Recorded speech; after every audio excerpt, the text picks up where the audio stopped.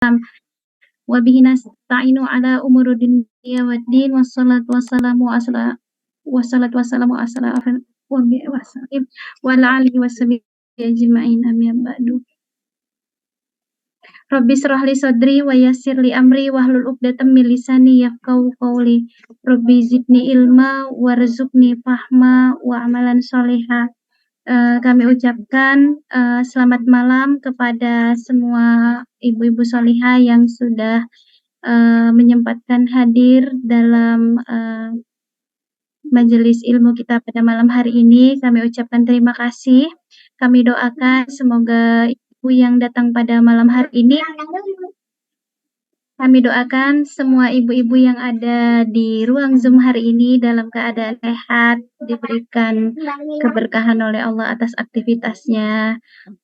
Kemudian perkenalkan sebelumnya saya Enten Miwayani yang saat ini diamanahi sebagai tim leader dari teman-teman di fundraiser di YDSF Malang yang beralamat di Jalan Kahuripan. Oke, sebelumnya sedikit saya ingin perkenalkan karena di sini semua insya Allah ada beberapa bunda-bunda yang datang dari luar Malang. Sedikit saya jelaskan apa sih YDSF itu. Insya Allah YDSF adalah Yayasan Dana Sosial Al-Falah. Insya Allah, Alhamdulillah kami adalah lembaga amil zakat pertama di Indonesia yang berdiri pada tanggal 1 Maret 1987. Alhamdulillah kami sudah mengelola dana infak zakat di masyarakat selama 36 tahun. Sampai saat ini kami memiliki 5 program yang terdiri dari program pendidikan, yatim, masjid, dakwah, dan sosial dan kemanusiaan. Nah, pada malam hari ini kita berada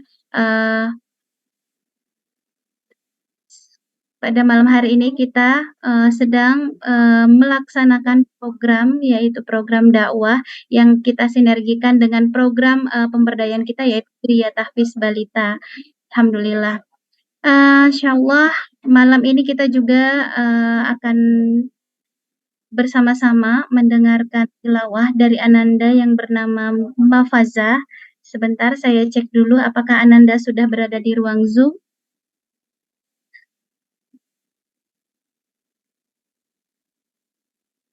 Ananda Mafazah, apakah sudah berada di ruang Zoom? Sudah, Alhamdulillah, Masya Allah. Ya, sebelum 90 menit ke depan kita akan mendengarkan pemaparan materi dari Bunda Adik. Sebelumnya saya akan membacakan rundown pada malam hari ini. Yang pertama adalah pembukaan yang tadi sudah kita buka. Kemudian setelah itu nanti kita akan mendengarkan pemaparan dari Bunda Adik untuk materinya, kemudian nanti kita ada pemutaran program Kriya Tahfiz Balita, dan kemudian nanti akan ada sesi tanya jawab. Nah, sebelum itu kita mulai dulu kegiatan kita ini dengan mendengarkan tilawah yang akan dibawakan oleh Ananda Mafazah. Kepada Ananda Mafazah, kami persilahkan.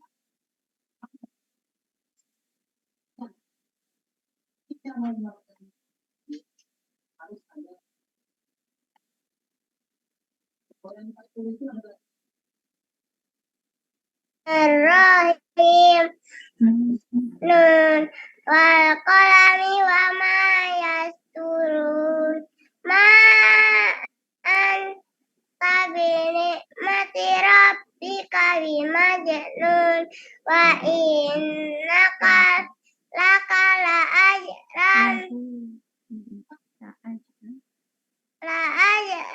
ghaira mamnun wa innaka la'ala khuluqin azim fasatubsiru wa yubsirun ayyikumul maftun inna rabbaka huwa a'lamu biman dalla an sabilihi wa huwa a'lamu bil muhtadin wala tuti'il mukazzibin fazzu lau tudhinu fayudhinu wala tuti kullahallah mahin hammazim masya'im binamim manna'il lil ghairi mu'tadin asim utulim ba'jaza likazanim an kanada maliu wa banin indah tutla alaihi ayatuna qala asatirul awwalin kalla sanasimuhu alal hurtun inna balawnahum kama balawna ashabal jannah id aqsamu la yasrimun laha musbihin wala yastasnun fatafa alaiha qaifun min rabbika wa hum naimun fa asbahat kasarim fatanandau musbihin anihdu ala harsikum in kuntum sadiqin sarimin sadaqallahul azim. Shadaqallahul azim. Terima kasih Mbak Mafaza sudah tilawah pada malam hari ini. Semoga yang membaca mendapatkan pahala, yang mendengarkan juga mendapatkan pahala. Amin. Oke, insyaallah sebelum kita mulai materi kali pada malam hari ini, saya ingin sedikit memperkenalkan pemateri kita. Insyaallah ada Bunda. Pemateri kita malam hari ini bernama Bunda Ani. Insyaallah beliau adalah seorang profesional terapis. Beliau juga seorang terapis anak berkebutuhan khusus. Beliau juga seorang trainer dan konselor parenting, trainer dan terapis hipnoterapis, praktisi traumatic healing, founder spiritual motherhood, training inner child healing, kemudian beliau juga aktif menjadi trainer di PPA for Kids, trainer PPA for Parenting. Kemudian beliau juga Khodimah Pesantren Putri Bumi Damai Al-Mawaddah. Beliau juga memiliki lisensi stepping promotor, lisensi stepping trainer, owner Aninda Hijab Tor, kemudian beliau juga entrepreneur, kemudian beliau juga saat ini sedang menjadi ketua komite prasekolah di Pondok Pesantren Nurul Jadid. Alhamdulillah. Ini malam ini Bunda Ani sudah bersama kita. Assalamualaikum Bunda. Waalaikumsalam warahmatullahi Ya Allah, senang sekali bisa ketemu Bunda lagi. Alhamdulillah. Alhamdulillah, agar tidak berlama-lama kita berikan waktu kepada Bunda Ani. Kita persilakan. Baik, boleh bantu share screen-nya? Ya. Baik, bismillahirrahmanirrahim. Assalamualaikum warahmatullahi wabarakatuh. Waalaikumsalam warahmatullahi wabarakatuh. Alhamdulillahirabbil alamin. Waalaikumsalam warahmatullahi wabarakatuh. Nahmadu wa nasta'inuhu wa nastaghfiruh wa na'udzu billahi min syururi anfusina wa min sayyiati a'malina. May yahdihillahu fala mudhillalah wa may yudlil fala hadiyalah. Asyhadu an la ilaha illallah wa asyhadu anna Muhammadan abduhu wa rasuluh la nabiyya ba'dah. Allahumma sholli ala sayyidina Muhammad wa ala ali sayyidina Muhammad. Baik kawan-kawan semua, malam hari ini kita ngebahas tentang memulihkan luka atau bagaimana sih love parenting yang penuh cinta kasih sehingga kita bisa membantu anak-anak kita untuk untuk pulih dari luka batin dan menjadikan anak-anak kita generasi Qur'ani, generasi yang dekat sama Al-Quran, generasi yang berkarakter Al-Quran, generasi yang bisa bermental kuat seperti anak-anak yang ada di Palestina gitu ya. Insyaallah boleh diklik-klik aja. Klik lagi, terus di next lagi. Oh iya, siap. Oke, siap. Bismillah. Baik kawan-kawan, sebelum kita mulai ngobrolin tentang bagaimana sih mengasuh dengan cinta dan kasih, kita doa dulu yuk sejenak sebelum kita ngobrol 1 jam ke depan tentang gimana kita semoga bisa meninggalkan generasi yang kuat, generasi yang dekat sama Allah, generasi yang mentalnya luar biasa. Izin kawan-kawan, seperti biasa kalau saya isi kelas sebelum kita mulai, kita doa dulu bareng-bareng, karena may yahdihillahu fala mudhillalah wa may yudlil fala hadiyalah. Barang siapa yang sama Allah dikehendaki dikasih petunjuk, maka dia akan mendapatkan petunjuk. Tapi barang siapa yang sama Allah tidak dikehendaki mendapat petunjuk, maka dia tidak akan mendapatkan petunjuk.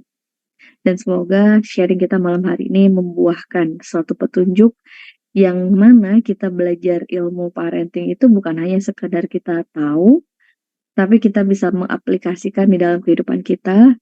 Kita bisa menjadikan apa-apa yang kita pelajari menjadi the way of life. Salah satu style untuk kita bisa pulih dan juga bisa diaplikasikan di dalam kehidupan kita. Bismillah kawan-kawan, izin kita doa dulu. Ala hadhihi niyah wa ala kulli niyatin sholihah. Al-Fatihah.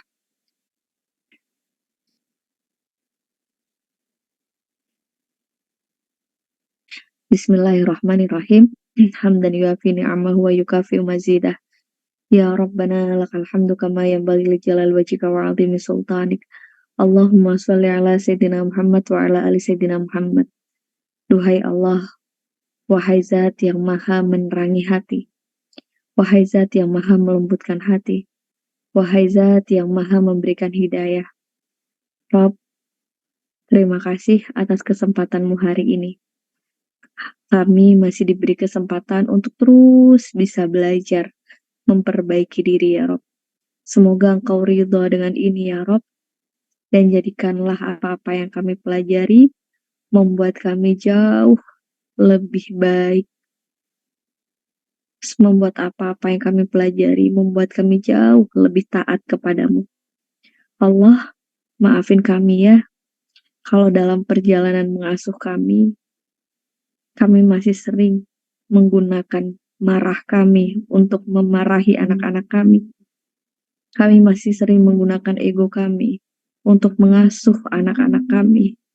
Kami masih sering hilang kesabaran di saat anak-anak kami tidak sesuai yang seperti kami inginkan ya Rob. Maka ya Rob, ampuni jika lisan kami pernah membentak hati anak kami. Ampuni jika lisan kami pernah melukai hati anak kami. Bimbing kami ya Rob untuk menjadi orang tua yang Kau ridhoi. Bimbing kami ya Rob untuk menjadi orang tua yang selalu dekat denganmu, sehingga kami bisa meninggalkan generasi yang kuat, generasi yang bertakwa kepadamu. Ya muhawwilal ahwal, hawwil ahwalana ila ahsanil hal. Hasbunallah wa ni'mal wakil. Ni'mal maula wa ni'man nasir. La hawla wa la quwata illa billah. Baik. Istajib du'ana bi barakatil Fatihah.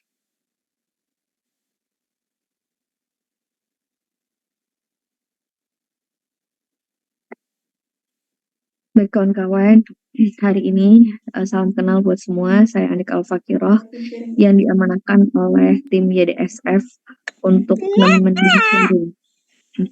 nemenin sharing malam hari ini tentang bagaimana membasuh luka batin sehingga kita bisa meninggalkan anak-anak yang generasi Qur'ani yang secara mental juga baik, yang secara kesehatan mental atau jiwanya juga kuat.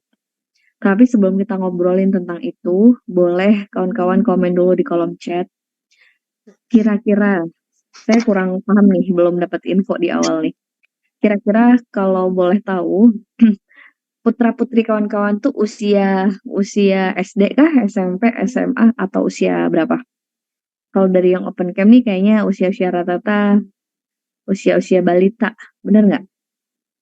Usia pra-TK, oke, masih 3 tahun, 3-10 tahun, oke 4 tahun. Jadi rata-rata usia SD ke bawah ya, 4 tahun 7 bulan. Oke, pertanyaan saya, gimana rasanya mengasuh? Ada nggak di kawan-kawan di Zoom ini yang setiap hari kadang tersulut emosinya? Jadi kayak gampang ngereok, gampang marah, atau terjebak dengan kondisi hectic morning yang ada drama di pagi hari. Ada nggak yang dalam kondisi-kondisi seperti itu? Masya Allah, ada ya? Sering, sering. Setiap hari. Kira-kira menurut kawan-kawan, ketika setiap hari terjadi seperti itu, apalagi kalau pagi ya, drama banget gitu ya. Kira-kira setiap hari kalau terjadi drama seperti itu ke kitanya seger atau justru capek? Ada nggak di sini yang ngerasa kalau setiap hectic morning, setiap pagi itu jadi kayak tambah seger, tambah bersemangat beraktivitas, habis marah-marah gitu? Capek hati, capek plus lelah. Oke, capek plus lelah, capek hilang mood. Pertanyaannya, kenapa kalau kita tahu itu sudah bikin capek, kita tahu itu bikin lelah hati, kenapa masih kita lakukan? Kenapa masih terjadi? Kalau udah ya udah aja sih, nggak sampai berlarut-larut. Oke. Nggak bisa kontrol emosi. Demi anaknya. Oke, demi anaknya agar apa itu?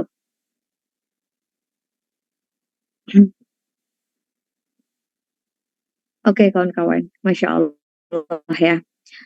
Inilah yang biar agar nggak telat sekolah. Oke. Ya.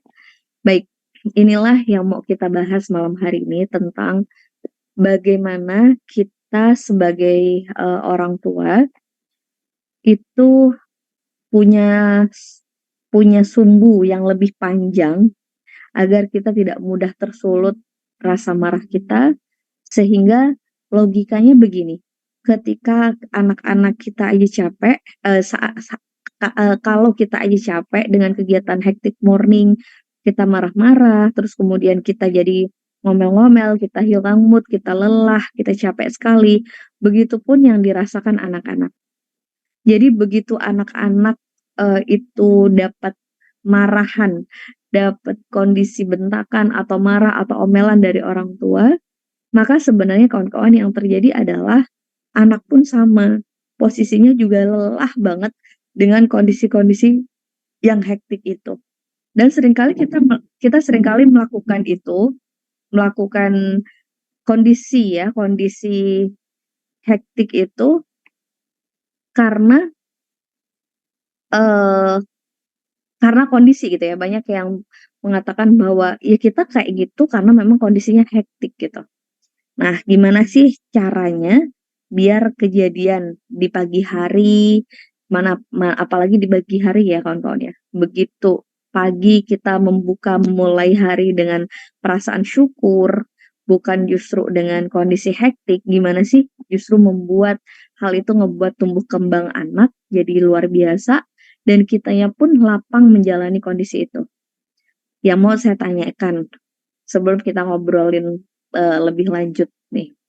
Kira-kira menurut kawan-kawan dengan kondisi seperti itu, semisal Anda selesai marah-marah sama anak atau mendisiplinkan anak dengan cara yang mungkin terlihat lebih keras gitu buat anak rasanya, kira-kira kawan-kawan ngerasa bersalah nggak? Ada nggak di sini yang sebenarnya udah capek banget kayak mau marah-marah, kadang ketika udah selesainya tuh mungkin ada muncul rasa nyesel, tapi bagaimana lagi kondisinya udah kayak gitu. Ada nggak sih yang ngerasa seperti itu? Ada nyesel dan merasa bersalah banget kurang kontrol. Oke. Oke, kawan-kawan. Pasti ada rasa bersalah. Butuh tips caranya gimana agar nggak marah, tapi anak paham. Setiap sudah marah pasti nyesel, bersalah, apalagi pas anak udah terlihat tidur gitu ya. Masya Allah. Baik, insya Allah semoga malam hari ini kita bisa bareng-bareng berlatih untuk memanjangkan sumbu kita, dalam artian bagaimana sih kalau semisal gitu ya, semisal pendisiplinan yang kita lakukan itu bukan justru melukai hati anak, tapi membuat karakter dia semakin baik, semakin ngerti, semakin bisa melakukan, dan tapi bukan menjadikan dia punya inner child atau luka pengasuhan yang mungkin suatu hari nanti kita akan sesali dengan keadaan-keadaan itu. Jadi kawan-kawan, cerita sedikit, saya kebetulan adalah orang yang berkhidmat di bidang parenting dan di pegiat mental health, kesehatan mental. Dan dalam perjalanannya menemukan banyak banget orang-orang dewasa yang masih belum tuntas luka batinnya diakibatkan oleh perjalanan masa kecilnya. Jadi betapa banyak orang-orang dewasa yang sebenarnya dia masih terluka dengan perjalanan masa kecilnya. Nah, yang seperti yang kita tahu, mayoritas budaya di lingkungan kita tuh memang apa ya, kalau mau dibilang itu bukan mencari pendisiplinan itu dengan cara bagaimana sih pokoknya anak tuh harus nurut gitu ya. Seringkali kan kita kalau zaman-zaman waktu kayak kecil tuh dibegituin ya. Dimana anak itu mesti nurut, harus seperti apa yang semisal orang tua bilang A, ya kita mesti ikut A gitu. Dan ada beberapa ciri-ciri, ada beberapa kriteria pola asuh. Nah, itu tanpa sadar ternyata dalam perjalanan banyak orang, apalagi banyak perempuan ya, banyak seorang ibu, ketika dirinya belum pulih, belum beres luka batinnya dengan dirinya sendiri, maka yang terjadi adalah kita seringkali kadang mengulang kejadian itu kepada anak-anak kita. Artinya apa? Artinya di saat waktu kecil kita sering dibentak, maka tanpa sadar kita pun meniru pola membentak itu untuk mendisiplinkan anak. Yang efeknya akan terjadi konflik batin di dalam diri kita, karena ketika kita sadar, ketika kita udah selesai bentak tuh, pasti muncul rasa kayak, kok dibentak sih? Padahal aku tahu loh rasanya dibentak itu nggak enak. Padahal saya tahu loh waktu kecil dibentak itu rasanya sakit banget gitu. Atau jadi ngebuat kita sekarang jadi insecure, jadi nggak percaya diri, jadi kayak mudah ngerasa bersalah karena mungkin hasil dari beberapa pendidikan di masa lalu yang pembentukan karakternya itu tidak mendapatkan konfirmasi. Jadi sebenarnya gini, Bun, sebenarnya apakah keras sama tegas itu berbeda? Ya, berbeda. Jadi tegas itu tidak harus dengan cara keras. Dan keras itu belum tentu adalah bagian dari indikator tegas. Gitu.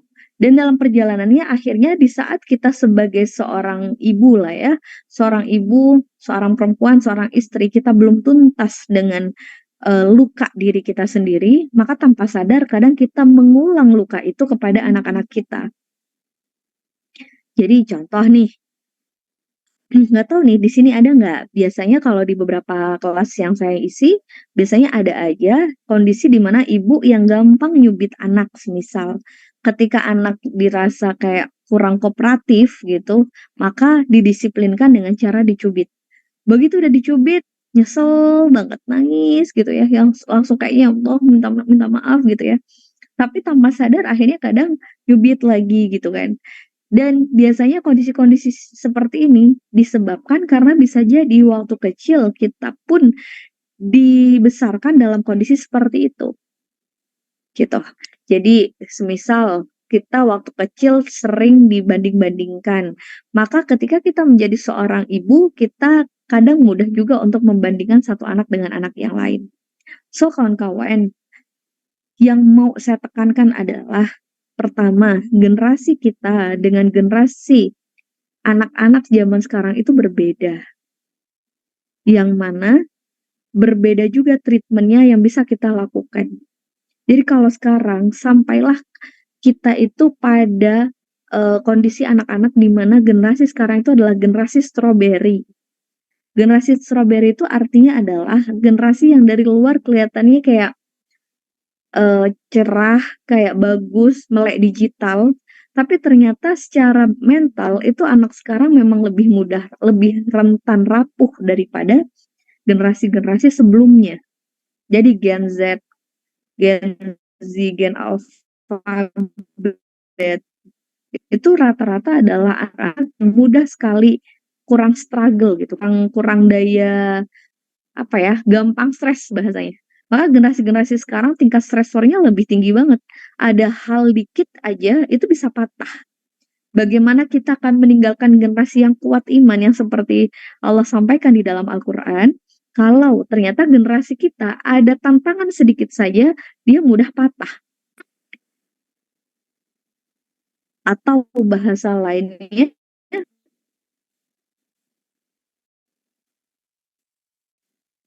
dia mudah trauma. Mbak Tat, suara saya masih aman? Oke. Atau bahasa lainnya, anak-anak sekarang itu masuk pada fase di mana anak itu mudah patah, mudah trauma. Bener nggak? Dikit-dikit itu kayak lebih apa ya, kayak misal urusan hal-hal yang mungkin dalam pandangan kita kayak, oh gitu aja sekarang nangis ya anak sekarang gitu ya. Itu berbeda banget dengan zaman-zaman sebelumnya dan itu menunjukkan bahwa ternyata memang ada pergeseran. Maka kita butuh treatment yang tepat agar anak kita menjadi pribadi yang tangguh di sisi lain, tapi di sisi lain kita nggak bisa menyamakan pola bagaimana kita dibesarkan, kita menggunakan pola itu untuk membesarkan anak. Gitu kawan-kawan. So, bismillah, sebelum kita lanjut, coba saya boleh tanya ke teman-teman, silakan komen dulu di kolom chat. Ada nggak teman-teman di sini, kawan-kawan di sini, yang ngerasa lelah banget dengan peran-peran yang sudah ada? Boleh komen dulu di kolom chat. Apa yang Anda rasakan saat ini? Bagaimana perasaan Anda yang Anda rasakan saat ini? Terkadang. Oke.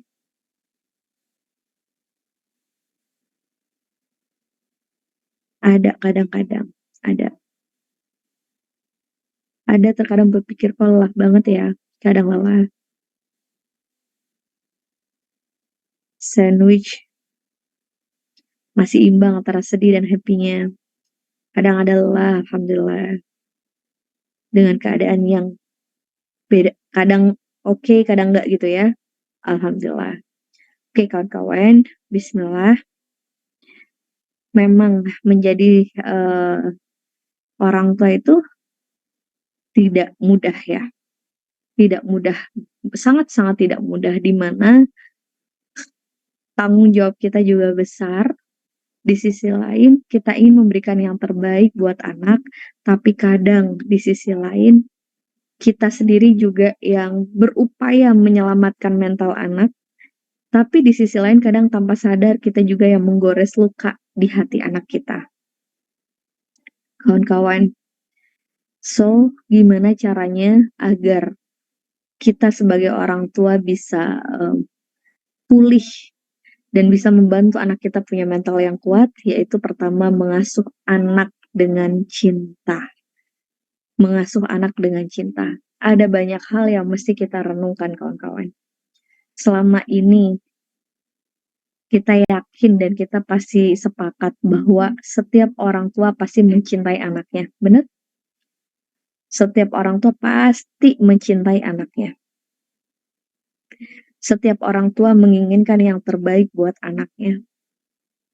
Tapi pertanyaannya, apakah cinta orang tua bisa dirasakan utuh oleh anak? Apakah cinta orang tua bisa dirasakan, kasih sayang orang tua bisa benar-benar dirasakan oleh anak? kita tuh sering kadang seperti ini. Kita itu pengen kita itu memastikan banget anak kita itu tidak terluka sebab omongan orang, gitu. Ketika ada orang nih semisal temennya ngebully anak kita gitu, kita bakal nggak terima banget gitu, apalagi anak kita dimarahin orang lain. Tapi pertanyaannya, sering nggak justru kadang yang mudah marah itu sebenarnya bukan orang lain, tapi diri kita sendiri. Ternyata kawan-kawan, luka terdalam seorang anak itu dan kebahagiaan tertingginya seorang anak itu berasal dari rumah. Siapa yang dimaksud rumah? Rumah itu adalah orang tua. Ternyata ketika ditarik lagi perjalanan seseorang, itu rata-rata luka batin dimulai dari dia sejak kecil. Jadi mayoritas luka batin itu di saat orang semakin besar, semakin dewasa gitu ya, ada konflik dengan pasangan dan lain sebagainya, itu karena bermula mayoritas ya, tidak semuanya, tapi mayoritas itu bermula dari kondisi luka batin yang ada di dalam rumah. Kenapa? Karena tanpa sadar bisa jadi ada kesalahpahaman anak, persepsi anak yang salah tentang sikap kita kepada mereka. Contoh seperti ini. Ketika kita menggunakan marah-marah sebagai bentuk pendisiplinan, pertanyaan saya, anak merasa disayang atau dia merasa dimarahin? Menurut Anda gimana? Dimarahin. Mama jahat, merasa dimarahin. Padahal niat kita bukan itu, bener nggak? Niat kita adalah untuk gimana dia menjadi anak yang Masya Allah, punya mental baik, menjadi anak yang bertumbuh dengan baik, tapi ternyata sikap kita tidak selaras dengan apa yang mereka tangkap. Dan persepsi inilah yang memulai munculnya luka batin. Kalau kawan-kawan yang masih punya anak SD ke bawah, itu masih tidak terlalu kerasa kawan-kawan. Anak-anak itu nanti akan mulai kerasa bahwa efek luka batin dari kita saat perkataan kita atau sikap kita itu dianggap oleh anak sebagai sesuatu yang mengancam dirinya, maka itu kerasanya nanti usia sekitar 12 atau 13 tahun ke atas. Karena sebenarnya menurut batasan usia 14 tahun ke bawah itu adalah bagus-bagusnya untuk membangun kedekatan emosi dengan anak sebelum dia masuk remaja. Begitu anak di usia 14 tahun ke bawah dia tidak dekat dengan orang tuanya, dalam artian dia punya persepsi yang salah. Persepsi yang salah itu apa, Bun? Persepsi yang salah itu seperti dia merasa bahwa, oh orang tua nggak sayang saya. Oh mama nggak suka aku. Oh mama banding-bandingin aku terus. Oh mama marahin aku terus nih. Aku nggak ada benernya nih. Begitu itu yang dijadikan asumsi di dalam benak anak, maka dia akan merasa ditolak, dia merasa tidak diterima, dia merasa tidak disayang, dan efeknya adalah perilaku-perilaku kenakalan-kenakalan remaja. Jadi kawan-kawan, sebenarnya support system terbaik untuk seorang anak itu adalah rumah. Artinya adalah orang tuanya. Tentang kasus bullying, contoh kasus bullying. Banyak orang tua yang mengkhawatirkan case bullying yang ada di luar rumah. Tapi yang harus kita sadar adalah ternyata kasus bullying tertinggi itu dilakukan oleh orang tua sendiri kepada anak. Dengan bahasa-bahasa seperti, kamu tuh ya nggak bisa seperti kakakmu, coba lihat adikmu, dan lain sebagainya. Itu adalah bentuk seolah-olah kita menolak kehadiran anak. Dan efeknya, salah satu nih efek dari bahaya bentakan.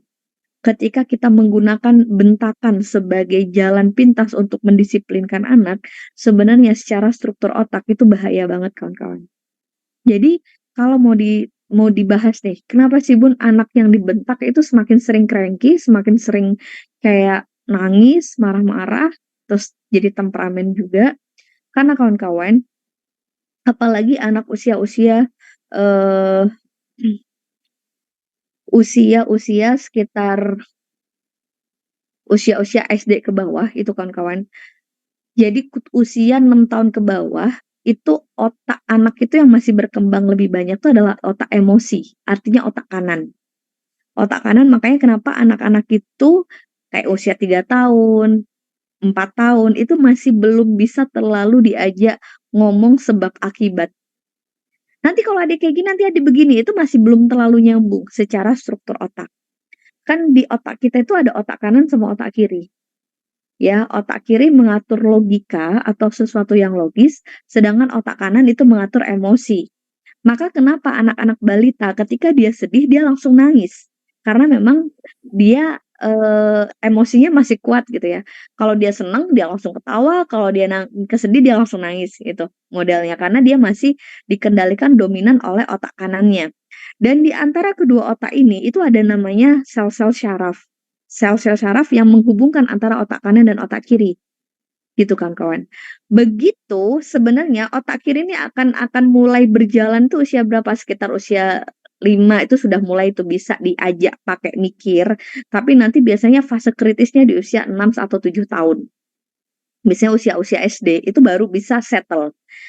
Pertanyaannya, masalahnya kadang di saat kita dari anak usia balita sering mendengar bentakan-bentakan, satu kali bentakan itu bisa memutuskan sel-sel otak penghubung antara otak kanan dan otak kiri itu 1 juta sel-sel syaraf otak. Jadi ketika kita bentak anak 1 kali bentakan dan dia kaget, maka listrik-listrik yang ada di otaknya itu langsung gosong. Langsung kayak terbakar.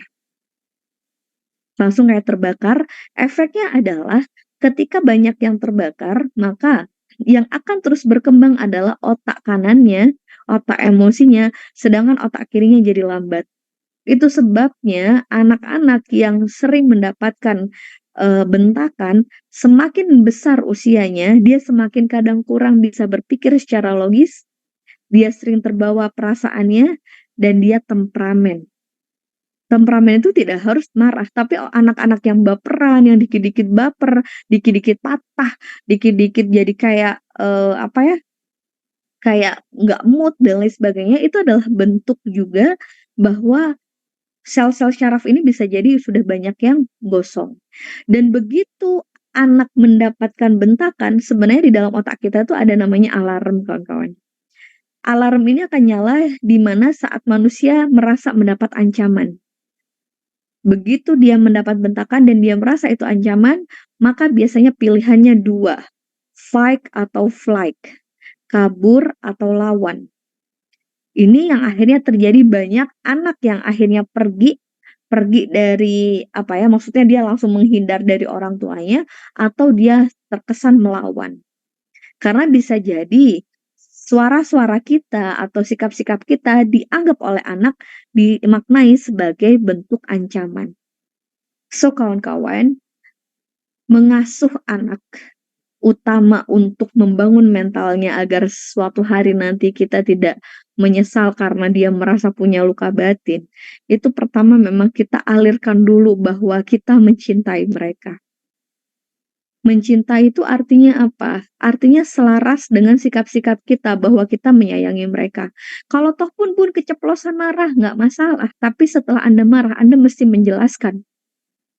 Dek, Mama minta maaf ya. Tadi Mama ngajakin adek dengan nada yang ini karena adek nggak mau dengerin Mama.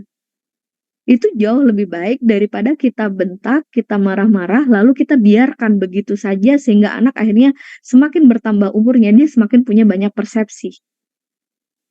Kalau sesekali Anda marah, Anda mesti butuh waktu untuk jelaskan setelah itu. Jadi Anda nanti menyampaikan, "Dek, Mama minta maaf ya, Mama sayang banget sama adek.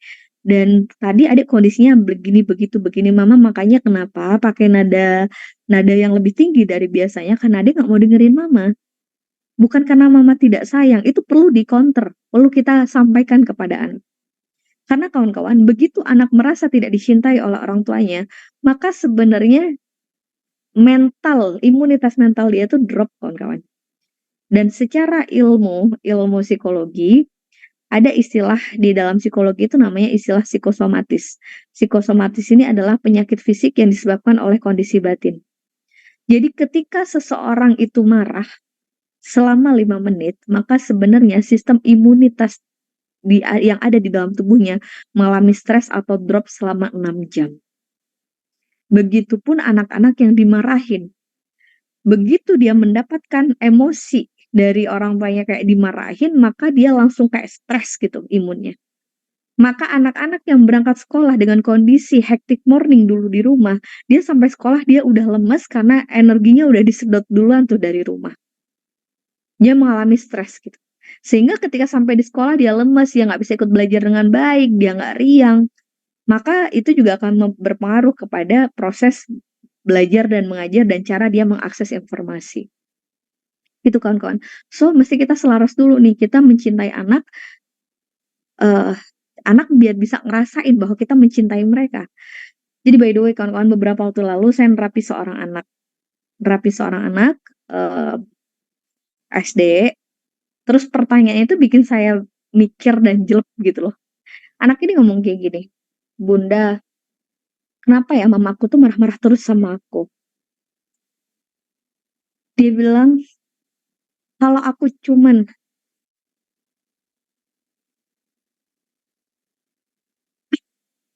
cek." Kawan-kawan mohon maaf di sini mati lampu, jadi saya sambil lalu off cam ya. Tiba-tiba padam ini. Ya, Bunda. Suara saya masih aman? Bunda Masih Enter, aman. suara saya masih aman? Aman, Oh ya Bunda. udah, siap, saya izin off cam dulu aja ya. Ya. Karena tiba-tiba mati lampu nih. Jadi anak ini ngomong kayak gitu. Dia bilang, "Bunda, putus-putus kah?" Aman, Bunda. Oh aman, siap. Terima kasih. Jadi anak ini ngomong kayak gitu. Dia bilang gitu, "Bunda, kalau memang aku diciptakan, aku dilahirkan hanya untuk dimarah-marahin mama," kata dia, "lalu kenapa Allah ciptain aku?" Coba, kawan-kawan kalau dapet pernyataan kayak gitu gimana tuh rasanya? Seorang anak kelas SD, dia bilang seperti itu. Dia bilang, "Bunda, kenapa mama marah-marah terus sama aku? Kalau aku cuman dilahirkan untuk dimarah-marahin mama terus, kenapa Allah ciptain aku?" Anak lain, seorang anak juga SD, dia ngomong seperti itu, tapi bahasanya berbeda. Dia bilang kayak gini, "Bunda, kapan ya mamaku meninggal?" Dan saya kaget dong, dia bilang gitu. Terus saya tanya, "Emang kenapa kok bilang mama meninggal? Pengen mama meninggal?" Ya habisnya mama marah-marah terus. Satu hal yang harus kita sadar kawan-kawan, demi Allah, setiap anak itu ingin memberikan yang terbaik untuk orang tuanya. Dan kalau kita berpikir bahwa, "Kok tapi anak saya susah nurutnya Bun," bukan karena dia ingin mengecewakan kita gitu, tapi memang fasenya itu yang perlu kita banyak discuss, banyak ngomong, banyak ngasih tahu bahwa mereka adalah orang baru di dunia ini gitu. Kan kadang kitanya ya sebagai orang tua kawan-kawan, yang kesabaran kita untuk ngajarin mereka itu yang nggak, apa ya, kesabaran kita yang terbatas gitu. Kita pengennya itu sat-set-wat-wat tanpa mereka itu ngajuin pertanyaan dulu. Kadang kan mereka bilang, "Kenapa Ma? Kenapa Ma?" Kalau masih usia-usia bawah gitu ya, kalau saya pribadi berprinsip bahwa lebih baik kita mendahulukan mental si anak. Jadi semisal masih usia-usia TK, anak masih adaptasi, belum mau sekolah, pelan-pelan aja itu jauh lebih baik kawan-kawan. Daripada kita paksa-paksa, akhirnya anak menjadi tertekan dan suatu hari itu bisa membuat banyak konflik setelah itu. Kerasanya kapan? Kerasanya nanti usia SD akhir dan SMP. Kalau masih usia-usia di bawah SD ke bawah itu masih kesannya aman-aman saja. Mungkin dia nyeletuk-nyeletuk aja tapi nggak terlalu apa ya, frontal. Tapi kalau kita semakin banyak luka yang kita beri sama anak, maka Semakin dia bertambah umurnya, semakin dia punya persepsi yang aneh-aneh. Dan yang ngeri itu adalah kondisi zaman sekarang, yang mana ketika orang tua tidak menjadi rumah yang ramah buat anak, maka anak bisa mencari rumah yang menerima dia apa adanya. Berapa banyak anak yang akhirnya menjadi jauh dari orang tua karena merasa di rumah dia tidak diterima dengan baik. Nggak tahu nih, kalau kawan-kawan semua pernah nggak mendengar anak-anak kayak ngomong, "Mama kenapa sih marah-marah terus? Kenapa sih Adik dimarahin terus?" Dan lain sebagainya. Anak-anak sekarang tuh kan jauh lebih kritis kawan-kawan. Coba deh, selesai Zoom ini, coba Anda tanya sama mereka. Nanya, "Nak, kalian tuh ngerasa disayang nggak sama mama? Jangan-jangan selama ini kita mencintai anak kita menyayangi, kita melakukan apapun untuk mereka, bahkan berapa banyak orang yang di dalam pernikahannya itu mengatakan bahwa saya bertahan di dalam pernikahan demi anak. Saya bertahan di pernikahan demi anak. Tapi faktanya anak tidak merasa bahwa orang tuanya menyayangi dia. So kawan-kawan, sediakan waktu untuk Anda bertanya, "Nak, kamu bisa ngerasain nggak kalau mama sayang sama kamu?" Yang pertama. Yang kedua, "Nak, hal apa sih yang membuat kalian itu ngerasa seneng? Kalian tuh apa sih yang membuat seneng gitu?" Itu penting untuk kita tanya kawan-kawan. Jadi jangan-jangan dalam persepsi kita adalah anak itu bakal senang kalau dibeliin mainan harga sekian juta. Anak bakal senang kalau kita ajak staycation di mana. Tapi ternyata bukan itu yang anak butuhkan. Bisa jadi yang anak butuhkan adalah permintaan dia adalah, mama jangan marah-marah." Gitu kan. Mama nggak usah keluar. Mama di rumah, mama temenin aku main.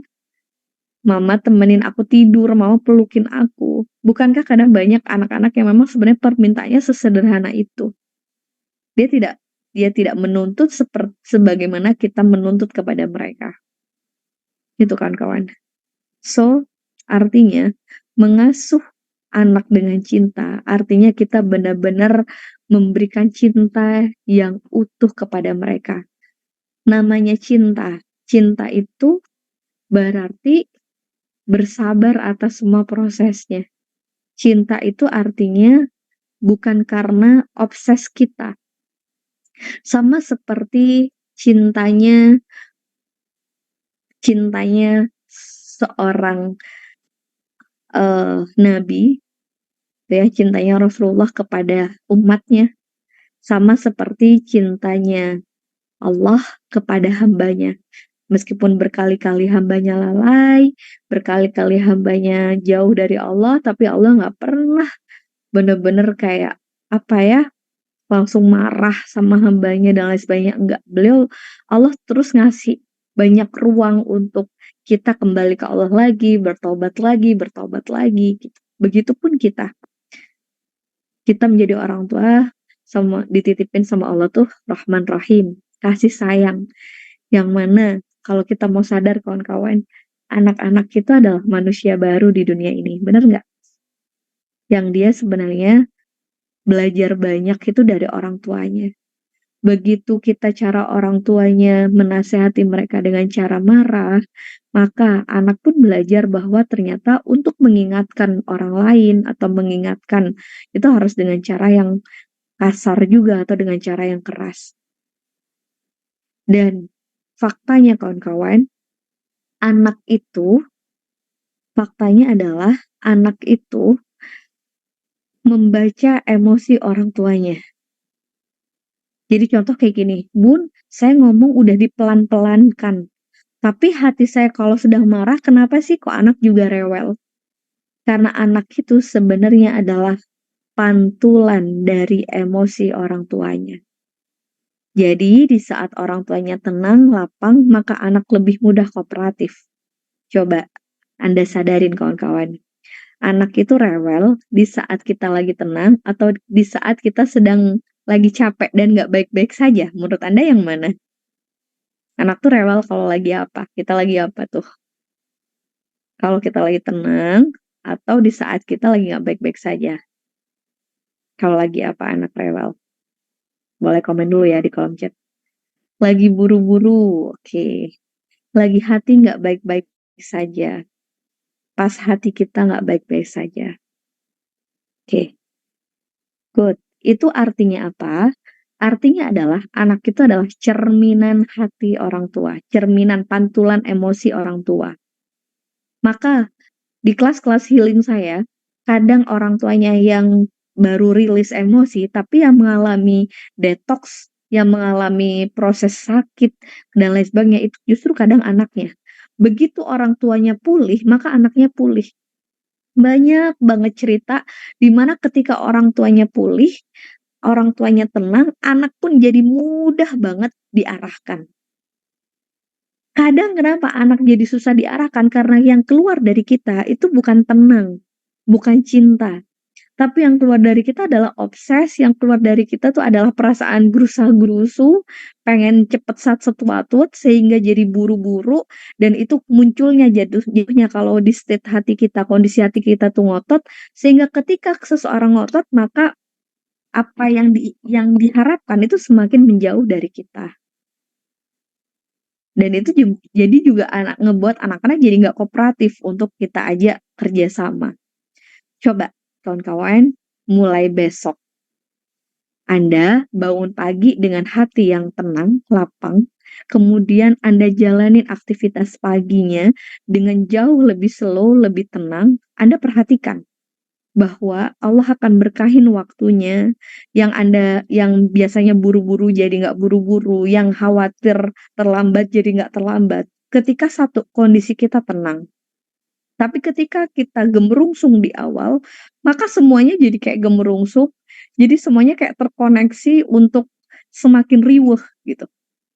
Tapi kalau kitanya tenang, maka bakal tenang semua. Dan sekali lagi, saya yakin semua kawan-kawan di sini sebagai orang tua pasti akan melakukan yang terbaik untuk anak. Kita mati-matian kadang berusaha nyenangin anak, menyekolahkan mereka di sekolah terbaik, memberikan kehidupan yang baik untuk mereka. Dan gak sedikit banyak yang selalu bilang, gak apa-apa deh, saya nyesek, saya menderita, yang penting anak bahagia. Gak apa-apa deh, saya kondisinya gak baik saja, yang penting anak bahagia. Berapa banyak ibu yang merelakan dirinya menjadi lilin, yang penting anaknya bahagia. Tapi satu hal yang harus kita sadar kawan-kawan, boleh di next slide. If you want your children to be happy, you go first.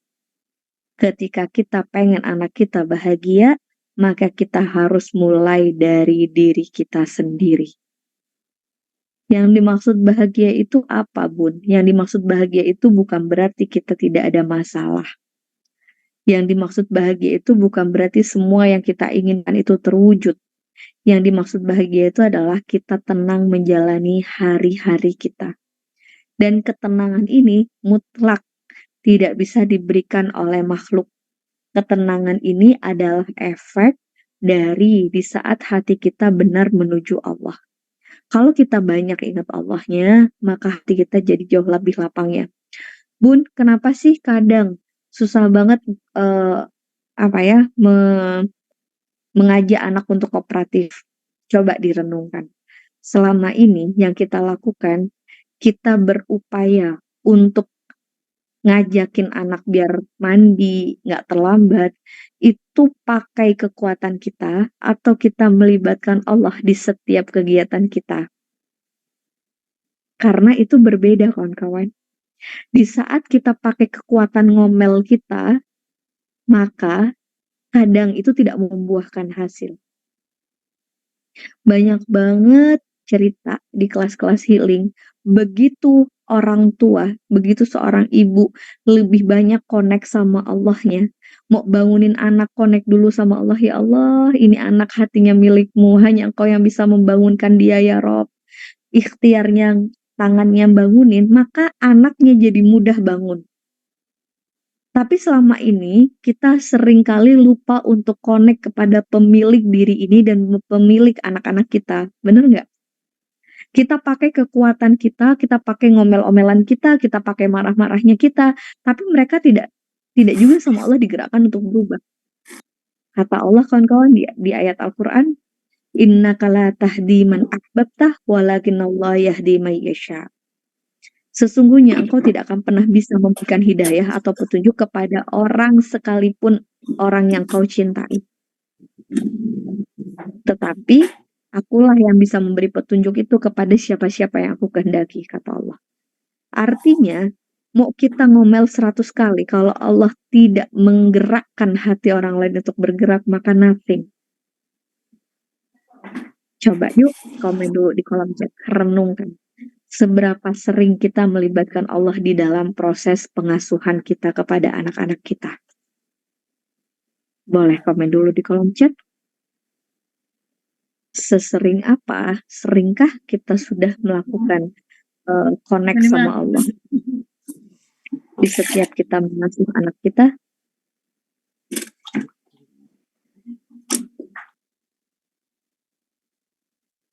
Sering lupa. Kadang kalau ingat, sering lupa. Sering ketika melihat wajah mereka. Good kawan-kawan, maka bismillah yuk mulai hari ini. Kalau kawan-kawan mau bangunin anak, connect dulu. Sekarang saya rutinkan setiap sholat sebut nama anak dan baca Fatihah. Bener. Riyadhah batin itu luar biasa. Terus kalau Anda waktu masak nasi, nyuci berasnya itu bilang, ya Rob, jadikan beras ini bisa menjadi pelembut hati anak hamba, hati suami. Jadikan beras ini bisa menjadi sumber ketaatan. Jadikan beras ini bisa membuat akhlak anak hamba, akhlak suami menjadi jauh lebih baik. Itu beda banget kawan-kawan sama ketika kita tidak melibatkan Allah di setiap proses perjalanan hidup kita. Jadi mulai besok yuk kita kurangin hectic morning, kita bikin anak kita berangkat sekolah dengan hati yang riang, dengan hati yang semangat, sehingga dia merasa juga, oh mamanya begitu mencintai dia, mamanya nggak menghakimi. Jadi ketika anak merasa di rumah dia dihakimi, dia mau cari rumah kemana gitu kan kawan. Jadi mulai besok kalau mau bangunin anak, connect dulu sama Allah. Sebelum bangunin, bismillah, ya Allah izinkan, mudahkan untuk anak ini bangun. Kemudian baru kita bangunin, connect terus, ya Allah mudahkan waktunya, berkahi ya Allah sehingga anak bisa tepat waktu berangkat sekolah. Ya Allah mudahkan anak untuk kooperatif, terus banyak connect sama Allah. Itu hasilnya beda kawan-kawan. Dan begitu Anda lakukan itu, maka Allah akan kasih ketenangan di hati Anda. Begitu hati Anda tenang, maka anak-anak menerima vibrasi dari Anda pun tenang. Jadi, menjadi seorang ibu, apalagi ini saya lihat semuanya rata-rata ibu ya. Menjadi seorang ibu, itu jantungnya rumah. Begitu jantungnya sehat, dia bisa mengalirkan darah dan oksigen ke seluruh pembuluh darah dengan baik, ke seluruh tubuh dengan baik. Tapi kalau kita marah-marah, kita ngereok, maka anak akan kehilangan arah. Anak akan bingung, dia akan merasa benar-benar ngerasa sedih gitu. Itu kawan-kawan. So, ketika kita pengen anak kita bahagia, kita mulai dari diri kita dulu yang tenang. Sehingga vibrasi tenang kita bisa mewarnai anak-anak kita. Oke, lanjut di next slide. Dan ini ada beberapa love parenting. Oke, parenting yang dicintai, parenting yang semoga bisa kita amalkan, diklik-klik saja. Ada 3. Yang pertama adalah menerima utuh kondisi anak. Artinya adalah punya kesadaran yang baik kita kawan-kawan bahwa manusia itu tidak ada yang sempurna. Setiap manusia itu punya lebih dan kurang. Begitupun anak kita. Anak kita masing-masing itu punya kelebihan dan kekurangan. Berlatih tidak membandingkan kekurangan anak kita dengan kelebihan anak yang lain. Sadarin, fokus saja dengan kelebihan yang anak kita miliki, dan asahlah kelebihan itu. Jadi ketika satunya semisal ya, emang Allah ciptain tuh berpasang-pasangan gitu, ada lebih ada kurang. Ketika satu anak tipenya yang satu tuat-tuat, biasanya yang gercep, itu anaknya agak mudah mudah marah gitu ya. Tapi ketika anak yang kesannya lelet, lambat, itu biasanya anaknya lebih tenang, lebih slow, bener nggak? Kalau anak yang model gercep, kalau pengen minta sesuatu, itu langsung tuh, pokoknya sekarang mah, pokoknya sekarang. Tapi kalau anak yang lelet, itu dia kalau nggak nyaman pun dia akan pelan-pelan ngomongnya. Jadi masing-masing anak itu punya lebih dan kurang. Ada anak yang memang jago di akademik secara matematis mungkin ya, hal-hal yang logis. Ada anak yang memang Allah kasih kelebihan di cara verbal ngomongnya enak, ada anak yang pinter ngonsep, ada anak yang jago gambar, masing-masing anak itu punya kelebihan. Itulah kenapa masing-masing individu itu unik. Jadi please tidak membandingkan kekurangan anak dengan kelebihan orang lain. Fokus saja kacamata kita untuk melihat bahwa setiap anak unik, setiap anak punya kelebihan, dan kita fokus mengembangkan kelebihan-kelebihan yang ada di dalam diri masing-masing anak. Itu yang pertama. Jadi ketika seperti itu, anak akan merasa bahwa dia diterima dengan utuh. Sama seperti kita. Kita semua masing-masing kita menjadi orang tua itu kan stylenya nggak sama, nggak bisa disamaratakan. Ada ibu yang jago banget masak, ada yang masaknya biasa-biasa aja tapi jago di bidang yang lain gitu, semisal make up. Ternyata ada juga yang tidak terlalu bisa make up tapi jago beres-beres rumah. Kan masing-masing orang tidak sama. Tapi intinya adalah kita masing-masing punya kelebihan di bidangnya masing-masing tuh. Yang kedua yaitu merawat fitrah baik. Kawan-kawan, anak terlahir itu membawa fitrah baik. Banyak fitrah-fitrah baik yang dimiliki oleh anak. Ada sebenarnya kalau di dalam fitrah based education itu ada 8 fitrah. Ada fitrah seksualitas, ada fitrah belajar. Pada dasarnya setiap anak itu suka belajar. Tapi cara belajarnya memang tidak seperti yang ada di dalam benak kita. Karena kalau kita kadang berpikir belajar itu harus duduk anteng gitu ya. Padahal tidak seperti itu. Anak-anak tuh belajar dengan bertanya. Dia bertanya, "Mama, ini kenapa kok bisa gini?" Itu juga bagian dari belajar. Belum lagi ketika dia mengelola emosinya, itu juga bagian dari belajar. Dia membantu orang tuanya, itu juga bagian dari belajar. Tapi kenapa semakin besar fitrah belajar anak kadang semakin tumpul, anak jadi males belajar. Karena bisa jadi waktu kecil ketika anak banyak bertanya, ketika dia penasaran terhadap sesuatu, kadang kita langsung tanpa sadar kita patahkan. Begitu anak banyak nanya kita bilang, "Aduh udah deh jangan nanya terus," gitu semisal. Akhirnya anak jadi fitrah belajarnya jadi tumpul. Salah satunya juga, anak itu punya fitrah memaafkan. Maka coba perhatikan kawan-kawan, anak kecil kalau rebutan mainan itu nggak ada yang dendam-dendam sampai 2 kali lebaran, itu kan nggak ada. Karena dasarnya dia fitrah memaafkannya luar biasa. Tapi semakin besar ketika orang tuanya sering mengungkit-ungkit kesalahan dia, maka dia belajar untuk jadi tidak mudah memaafkan. Oke, jadi gimana caranya? Merawat fitrah-fitrah baiknya, seperti fitrah sholat, fitrah keimanan. Setiap anak itu sebenarnya sama Allah tuh didesain tubuhnya dari kecil, dari bayi, itu bangun atau melek di waktu-waktu jam sholat. Jadi kayak mau subuh itu kan biasanya bangun tuh bayi. Cuman kadang kita orang tuanya nidurin lagi gitu. Jadi akhirnya acak perubahan fitrah yang sudah Allah kasih. Itu kawan-kawan, dan yang terakhir, love parenting adalah beri ruang untuk anak bertumbuh dan beri ruang untuk anak bisa mengeksplor juga. Dalam artian kita perlu juga mengarahkan, tapi bukan untuk mengkat potensi-potensi baiknya. Contoh, misal anak suka nulis, nggak nulis di tembok, tapi kita arahkan untuk nulis di kertas. Nah, itu namanya mengarahkan. Tapi kita memberikan ruang buat anak di fase-fase di mana memang fase perkembangannya itu emang udah dikasih sama Allah dan kita tidak mencederai fase perkembangan itu. Salah satu contoh yang banyak kadang kalau anak-anak usia 6 tahun ke bawah yang sering tercederai adalah fase egosentris. Fase di mana anak masih ego, masih kalau punya mainan dia sulit berbagi. Itu rata-rata semua anak mengalami itu. Karena di mana sebenarnya fase itu adalah fase yang didesain dia bisa mempertahankan dirinya sendiri. Tapi banyak dari kita yang kadang langsung menciderai fase itu dengan dalih kita bilang, nanti nggak disayang sama Allah, nanti Allah marah. Mama nggak suka kalau adik nggak berbagi. Sehingga akhirnya dia berbagi dengan hati terpaksa.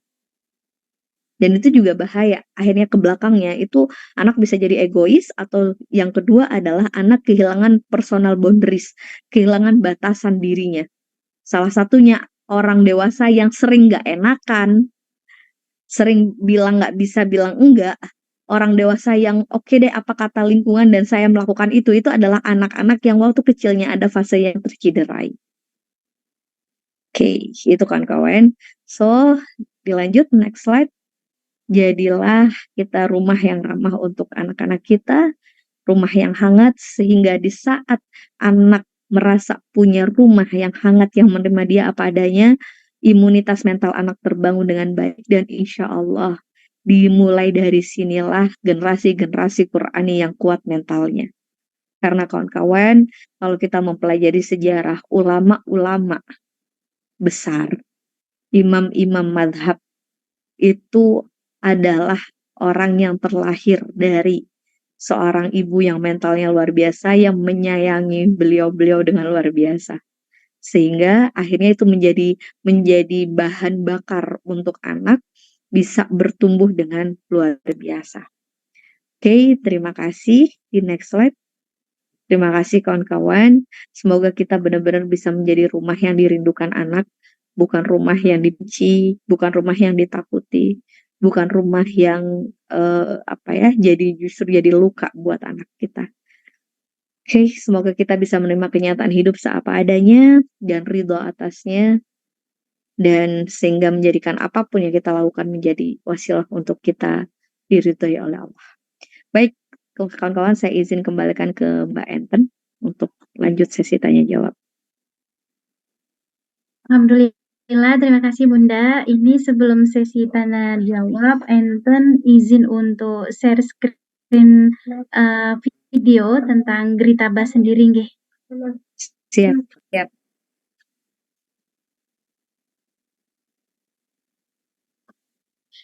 Sebentar.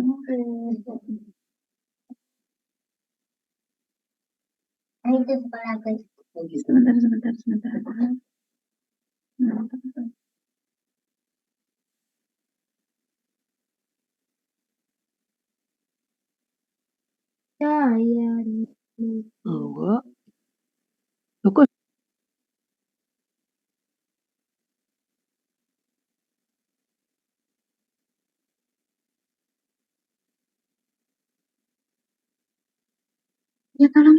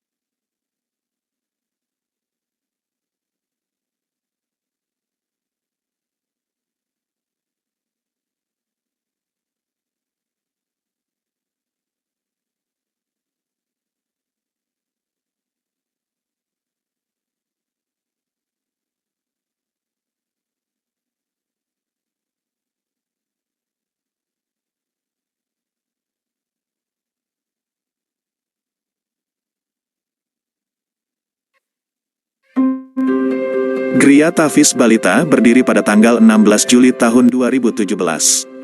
Terinspirasi dari keunggulan ulama zaman dahulu yang berhasil menghafal di usia dini, maka pendiri dan pengasuh Gritaba memiliki impian dan keyakinan bahwa anak-anak masa kini juga berpotensi luar biasa untuk bisa menghafal Al-Quran. Gritaba berupaya menjadikan menghafal Al-Quran sebagai kegiatan yang menyenangkan, familiar dan sesuatu yang ditunggu-tunggu setiap harinya. Program Tahfiz Balita di Gritaba ini menggunakan metode tabarok yang ditemukan dan dikembangkan oleh Syekh Dr. Kamil El Labodi. Beliau telah mengantarkan ketiga putranya yaitu tabarok, Yazid dan Zainab menjadi penghafal Al-Quran di usia balita. Visi Gritaba adalah menjadi sekolah tahfiz usia dini unggulan yang berorientasi pada adab.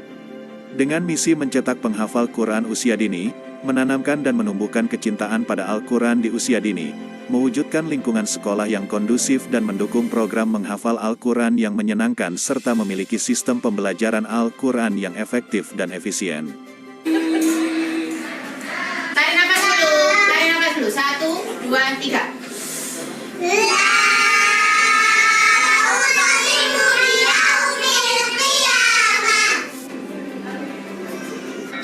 Ya, masuk. Yuk, cepet-cepetan yuk. Ya. Yaqulun nasu kal farashil mabthus.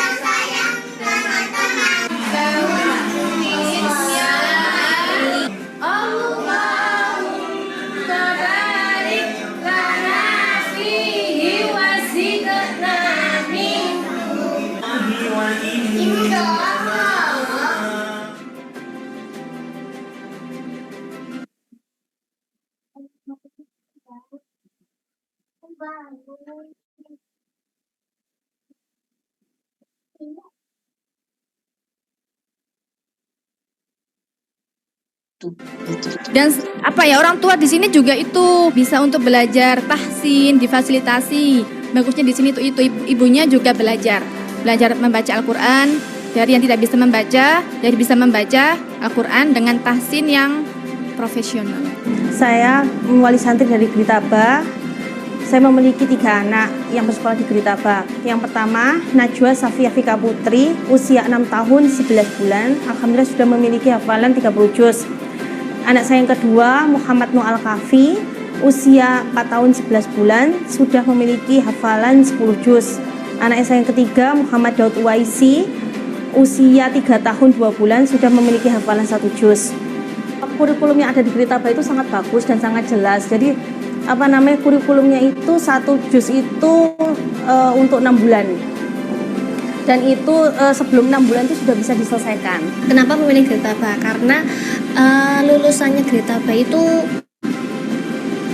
di usia yang belum genap 7 tahun, itu dia tuh sudah mampu menghafal lebih dari 10 juz itu. Jadi banyak lulusannya itu yang berhasil. Itu sih yang pertama kenapa memilih Gritaba.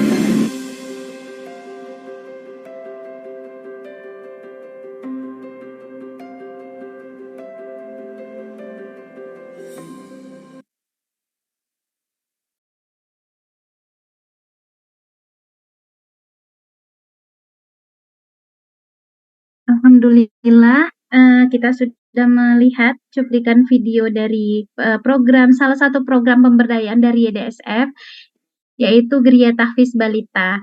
Kepada ibu-ibu yang malam ini bergabung di webinar kita, bisa kami berikan penawaran spesial untuk 10 orang pertama yang bisa membawa temannya mendapatkan gratis pendaftaran. 10 orang pertama tercepat bisa mendapatkan gratis pendaftaran. Khusus untuk daerah yang di Malang Raya, insya Allah. Ibu-ibu semua, jika ada yang ingin bertanya, kami persilahkan. Ini bisa langsung tanya ya Bunda, apa harus di chat, kolom chat? Boleh raisen aja 2 orang dulu kali ya. Siap. Ini ada Bunda Andika dari Gritaba. Bunda Anggika ya, bagaimana cara mengatasi anak yang tidak bisa cepat dalam bersosialisasi? Contoh, tidak gampang bergaul dengan teman, apakah wajar untuk usia balita, Bunda? Oke, baik, bismillah, saya langsung jawab ya. Yang pertama, masing-masing anak itu punya beberapa karakter, kawan-kawan. Ada anak yang tipikalnya memang gampang beradaptasi, ada anak yang memang make-sure dulu tuh aman atau tidak. Jadi sebenarnya yang harus kita lakukan adalah setiap anak fasenya nggak sama. Ya dan itu tidak perlu diperbandingkan sebenarnya. Justru di saat kita memaksakan anak langsung bisa, nyaman sama lingkungan baru semisal, itu justru membuat mereka semakin ngerasa khawatir dan itu akan menjadi bibit trauma untuk di fase kemudian gitu ya, di beberapa fase selanjutnya. Terus kalau Anda punya anak-anak tipikal seperti ini, biasanya dia akan nyaman ketika ada orang yang dikenal, gitu. Memang ada sih tipikal anak-anak yang seperti ini. Jadi kalau dia mau kemana dulu tuh kayak ngintel terus gitu ya bahasanya, ke bahasa Jawa itu kayak ngintil gitu, kayak ngikutin mulu, terus habis itu nanya, "Nanti di situ ada siapa?" Terus begitu masuk kayak sekolah gitu ya, kayak sekolah beberapa tipikal anak kan sekolah kayak sekolah TK semisal itu bisa langsung ditinggal, beberapa anak ada yang harus didampingin. Didampingin pun itu kan berjenjang. Didampingin, ada yang ditemenin dulu sama mamanya di kelas, nanti mundur mamanya mulai di pintu, mulai di teras, mulai di, area main, mulai terus di luar pagar, mulai nanti dia nyaman. Intinya adalah sebenarnya yang terjadi ketika anak terasa susah adaptasi, dia butuh memastikan bahwa lingkungannya aman atau tidak buat dirinya. Dan yang pasti yang kawan-kawan mesti lakukan adalah jelaskan juga, bisa sounding dulu. Semisal mau diajak ke tempat baru, itu nanti kawan-kawan jelasin, "Dek, nanti di sana ada teman mainnya, biasanya kayak gini gini gini, Adek mau bawa mainan ini atau enggak?" Mungkin awal-awal dia malu, dia menatap, dia melihat, kita beri ruang untuk dia bisa adaptasi dulu. Bisa, apa ya, merasakan aman nggak nih lingkungannya buat dirinya. Gitu kawan-kawan, dan itu adalah hal-hal yang normal, masing-masing anak tidak sama. Oke, terima kasih. Insya Allah sudah menjawab ya Bunda Anggika ya tadi ya. Kemudian ini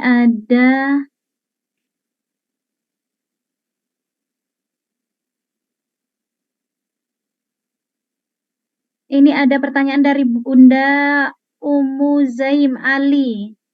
Anak saya usia 12 tahun laki-laki, Bunda. Saat ada teman yang jahil, dia tidak bisa membela diri.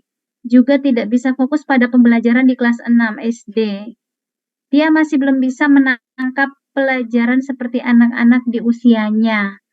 Gitu, Bunda. Oke, ini banyak faktor, Bun. Banyak faktor yang harus kita, inikan dulu gitu, kumpulin datanya, tidak bisa sesederhana ini. Pertanyaannya adalah anak ini anak, berapa, karena itu mempengaruhi. Terus kemudian di masa waktu kecil, apakah pernah ada fase egosentris yang tercederai? Dalam artian di saat dia masih punya mainan dan dia nggak mau berbagi, lalu mungkinkah pernah lingkungannya memaksa dia untuk langsung berbagi? Yang mana akhirnya dia tidak punya, yang tadi saya katakan, personal boundaries-nya lemah. Dia tidak bisa membentengi dirinya ketika kenapa-kenapa. Itu juga besar pengaruhnya. Terus karena tidak fokus, ini banyak faktor. Apakah efek gadget? Apakah efek pernah, ada bentakan atau ada kondisi trauma? Jadi banyak faktor, Bun. Tidak bisa, langsung dijawab dengan seperti ini aja, tapi masih kita harus cari variabel-variabelnya itu. Begitu. Bunda, Jadi kalau saran saya dicari dulu penyebabnya apa, baru bisa dilakukan treatment.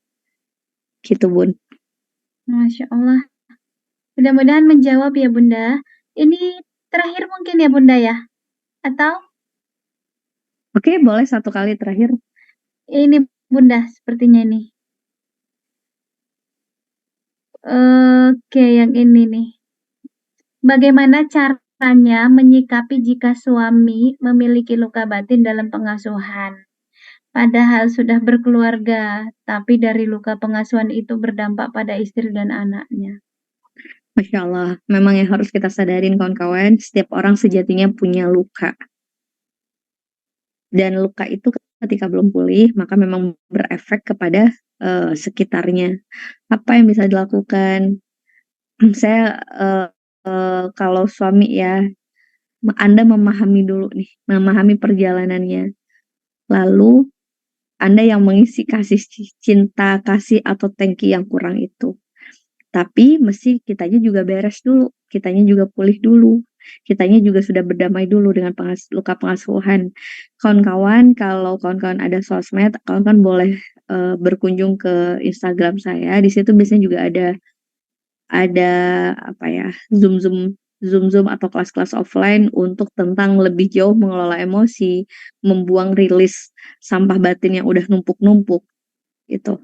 Jadi di saat kitanya pulih, maka kita juga bisa membantu untuk pasangan agar juga jauh lebih pulih. Faktanya memang seperti itu. Yang punya luka batin itu bukan hanya perempuan, tapi laki-laki juga. Dan itu pun melalui proses perjalanan panjang. Jadi kita mesti melihatnya itu dalam kacamata yang bukan semakin menyalahkan, karena beliau pun hakikatnya juga kebingungan sebenarnya. Tapi kita membantu beliau untuk pulih. Dan caranya adalah kita juga pulih dulu, baru kita bisa bantu beliau pulih.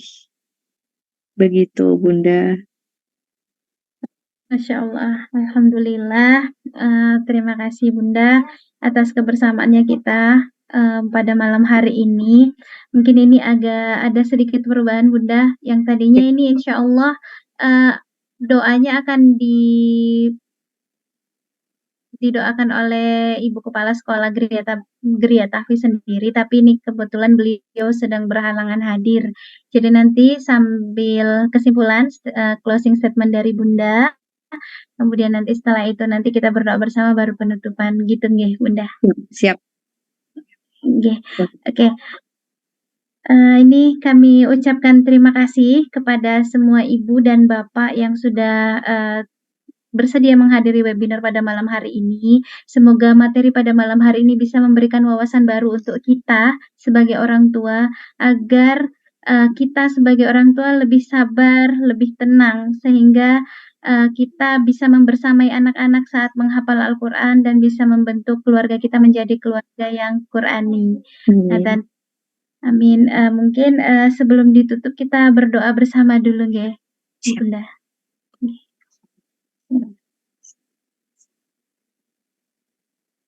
Mbak Enta yang mulai doa, atau kita tutup doa kafaratul majelis? Bunda Ani saja. Oke. Baik, bismillah kawan-kawan semua. Terima kasih. Semoga Allah rahmati kita. Semoga Allah izinkan kita berlelah-lelah ini kita mendapatkan pahala, menjadikan anak-anak kita menjadi amal jariah buat kita. Amin. Bukan kita sudah lelah-lelah, tapi ternyata yang ada adalah anak luka kepada kita. Amin. Termasuk di saat kita pengen anak-anak kita menjadi generasi Qurani, maka benerin dulu niatnya untuk kita punya anak-anak yang dekat sama Allah. Bukan karena sedang tetangga udah jadi tahfidz, anak saya juga harus, bukan seperti itu. Tapi lurusin niatnya sehingga Allah bantuin prosesnya, sehingga Allah juga jagain anak-anak kita dari pengaruh-pengaruh yang tidak baik. Baik kawan-kawan, izin kita tutup acara hari ini dengan doa kafaratul majelis. Subhanakallahumma bihamdika asyhadu an la ilaha illa anta astaghfiruka wa atubu ilaik. Mohon maaf lahir batin. Wassalamualaikum warahmatullahi wabarakatuh. Waalaikumsalam warahmatullahi wabarakatuh. Terima kasih Bunda. Terima kasih Bunda-bunda. Kami masih memberikan penawaran kepada 10 pendaftar